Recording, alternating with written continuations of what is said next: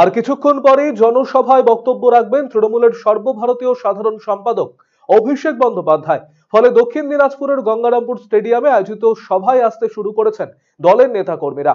এই জনসভাকে ঘিরে স্টেডিয়াম চত্বরে মোতায়েন করা হয়েছে বিরাট পুলিশ বাহিনী।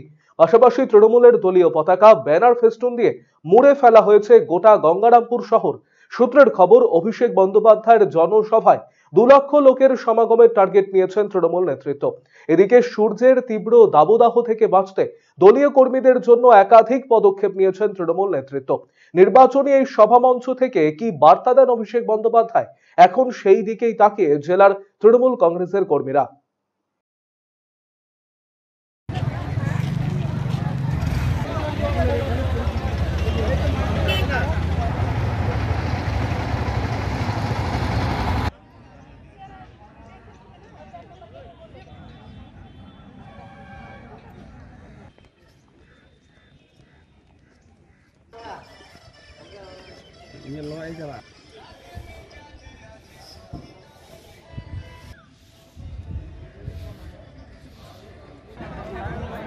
এর আগে যেমন ছিল না বলে তুমি খুঁজে বের